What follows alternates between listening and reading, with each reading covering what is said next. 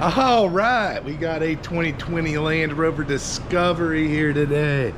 We are about to pull the front bumper and the headlights.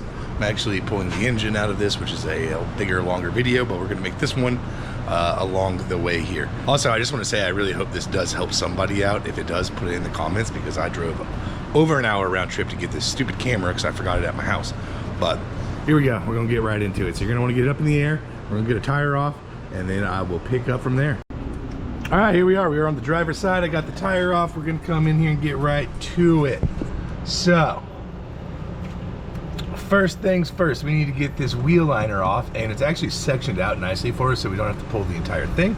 So we're gonna start with some Phillips screws. There's one coming up from the bottom here and here. There's one here. There's one up here. And then there's some push pins. So you'll need a Phillips screwdriver with a PH2 bit, or a PH2 size screwdriver, and then a push pin removal tool. But I will go ahead and get these zipped out, and then we will pick up once it's out of here. All right, correction, there's actually 3 screws. One here, and one here on the bottom that have to come out, and then the ones up top with the push pins. All right, now we got all the fasteners out. We should be able to work this puppy right on out of here. Nice and careful, take your time. Looky there, easy peasy lemon squeezy. All right, with the wheel liner out, we need to unplug our parking sensor here. So we will lift this little gray tab here. This tab should lift just like that. Now we can squeeze and release it.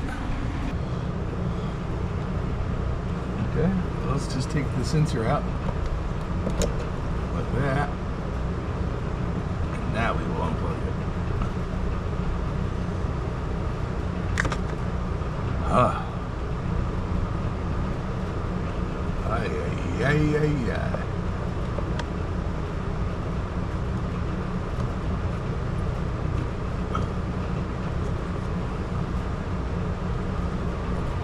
So in case you're wondering, you just pull these little tabs back right there if you need to take yours out. And now we need to pull this wheel lip molding off right here. We don't have to pull it all the way off, we just need to pull it back. So we got this push pin, this clip, that push pin, and that clip we all need to release. I'm going to grab a pair of pliers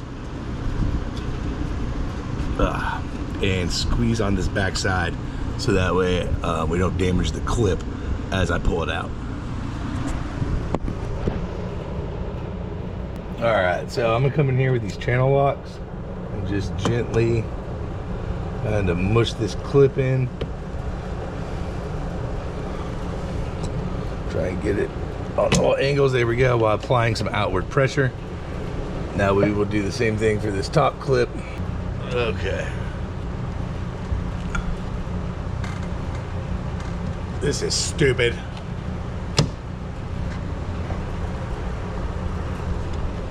It looks like there's some like 3M emblem tape here on this side, so you just kind of gotta carefully peel it back, and we'll have to replace that whenever we reinstall it. I don't know if that's factory or not. And it looks like this little white clip can come off from the inside. If you can't tell, we're learning as we go here.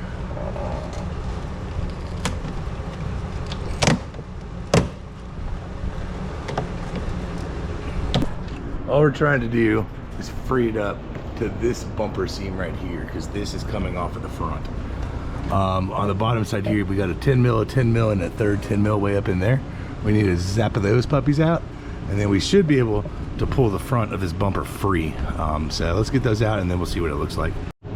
All right, so I got all 3 10 mils out. I used a 1/4 inch drive with a swivel and a short 10 millimeter to get to these back two.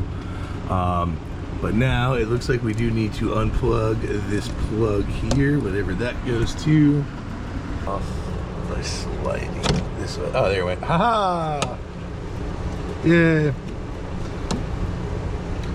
All right, so with this unplugged, we need to release the push pin up there.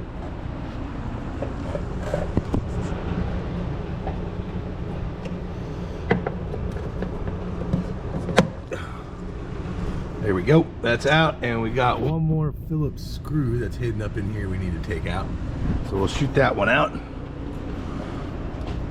There we go. Just like that.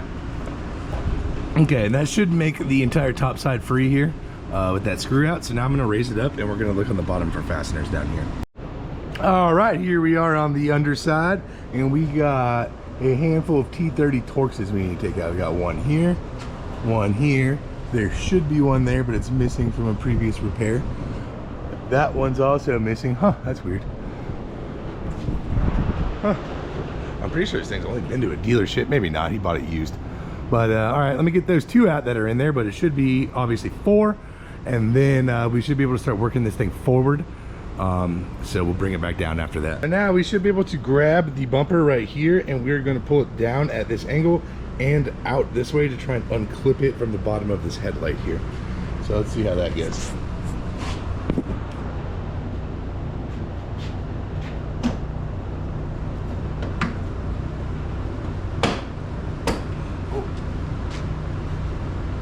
There's a Phillips screw right here that goes into that bracket. This bracket needs to ride with the fender and not come out with the bumper, but the 10 mils do pass through it, so they have to come out. You just have to let it sit there and kind of float on the fender itself. But now it feels like something is holding it here in this area, so we're gonna have to figure out what to do there. There are also push pins I've already removed, but there's 1, 2, 3, 4 up top that connect to this grill assembly here. So we may need to pop this guy out and then take a look from that point what's down below.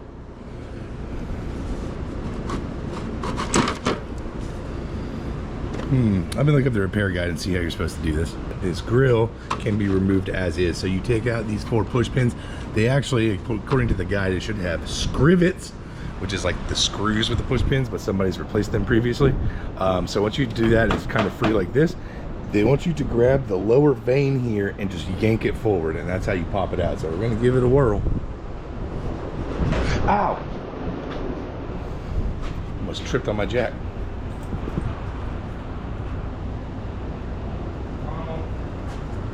I like this. There it went. Just like that.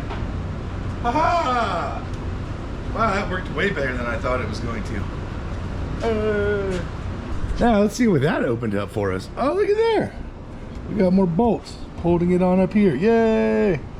I think these look like 7 or 8 millimeters. Let me go grab that. The answer is 8 millimeters. I got all those out, but it still feels like there is something in this area holding it. So I think I'm gonna take it back up in the air and see if we can't figure out what that is. Well, I actually think it's just these little push pins here that I overlooked that are being a booger.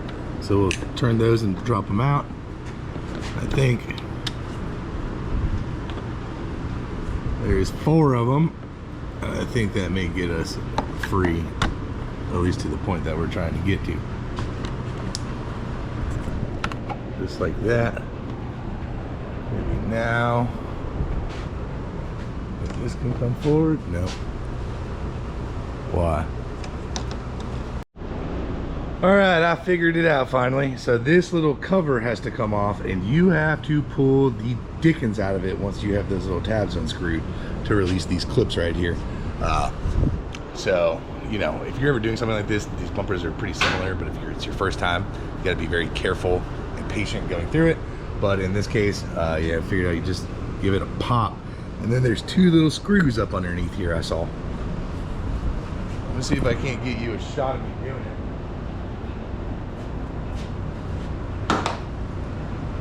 Well, it sounded a lot easier once I got it going, I'm sure, but once that's off, there we go. We got 2 more 30 mils right there that got, or T30 Torxes that got to come out. All right, here we are. I got the passenger side all pulled apart. So we are to the final steps to getting this bumper removed, which is also getting to the headlight assemblies. So you're gonna wanna look down in here. You'll see these little joints right here. These are for your headlight sprayers. This is my biggest complaint about these Land Rover Jaguar kind of things. They love to overcomplicate absolutely everything. So their washer fluid has a sealed connection, you have to grab this little gray part with pliers, is what I did, and push it towards the front of the vehicle in order to get this this end to be able to release from the connection. You can see it's just running out like crazy, but yeah, so now I gotta do the other line over there, but it took me quite a minute to figure that one out, so I'll try and get a shot of it for you. But basically I just came in here with these and wiggled it forward until it kind of clicked like that. So now you'll see how much space there is, how much gap. And now it's free. Just comes right out of there like that. But it's like, why? There's no need for that. Just put a standard junction in where you press the tube on and be done. Yeah, apparently these those washers have a bunch of known issues for leaking, and they'll have to replace that entire spider web of hoses, part of which goes up through the headliner to the back. Yeah. So I was going to get maybe somebody else, but I'm pretty sure that electrical connector, the output and that driver's side is the complete harness connection. So we're going to full cinder button, gently walk it back.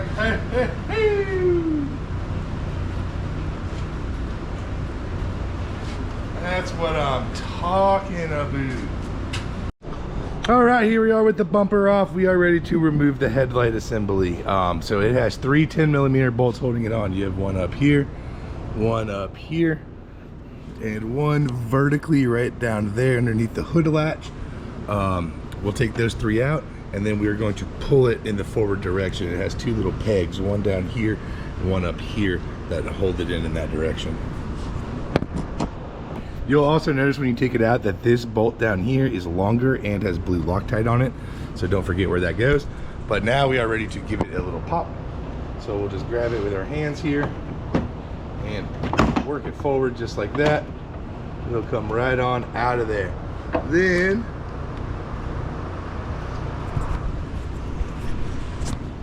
all right, then you'll come down here. Then you'll come down here, and this has one big squeeze tab to slide that connector off just like that. Voila, that's all to removing the headlight assembly. So to put it back together, if you're replacing these, just step the new one in and then just do everything in the reverse order. If the video helped you out, hit that thumbs up button and subscribe if you want to see more.